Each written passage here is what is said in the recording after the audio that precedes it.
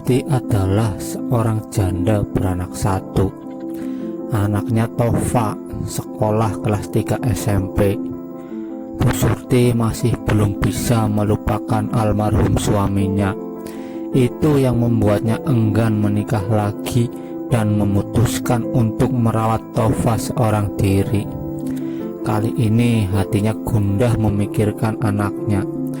Tova meminta sepeda motor seperti teman-temannya, sementara mata pencariannya cuma berjualan gado-gado.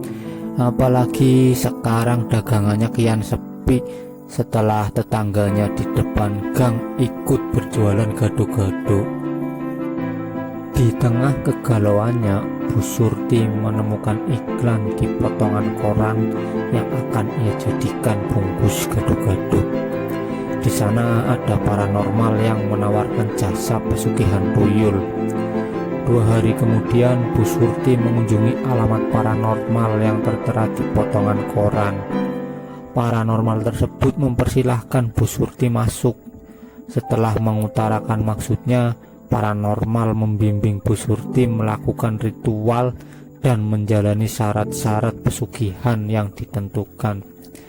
Setelahnya Bu Surti diberikan sebuah botol kaca yang tutupnya memakai kain hitam.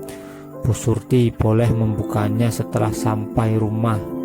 Malam harinya Bu Surti mimpi menyusui anak kecil dan ketika bangun tidur badannya sakit-sakit. Setelah 7 hari dari tempat paranormal, Bu Surti baru bisa melihat wujud tuyul pesugihannya.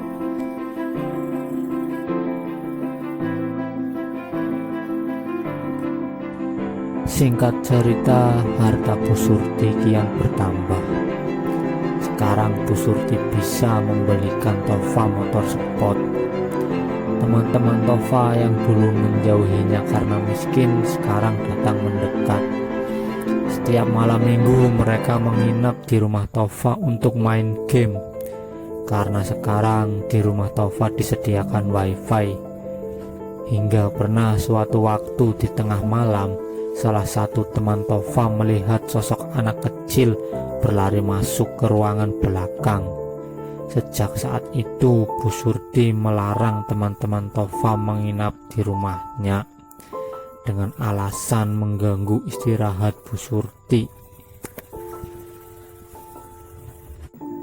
Semakin lama warga semakin curiga kalau Bu Surti mencari harta dengan cara yang sesat. Bagaimana mungkin hanya berjualan gado-gado bisa membeli barang-barang mahal, bahkan merenovasi rumah? Bu Surti menyangkal kalau ia bisa melakukan hal tersebut karena mendapat warisan dari keluarga almarhum suaminya. Tapi mereka tidak percaya karena tahu latar belakang suaminya bukan dari keluarga berada. Apalagi ketika tengah malam sudah banyak warga yang memergoki sosok anak kecil keluar masuk dari rumah Bu Surti. Warga kampung sebelah dibuat resah dengan kehilangan uang mereka. Bu Surti sering nampak mengunjungi kampung tersebut. Sampai akhirnya ada seorang warga yang berhasil menangkap sesosok tuyul.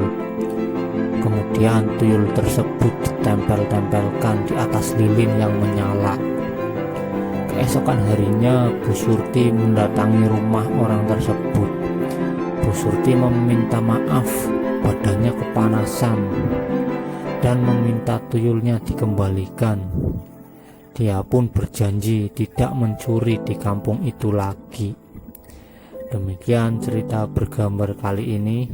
Terima kasih sudah menonton. Jangan lupa subscribe. Tunggu cerita bergambar dari saya selanjutnya.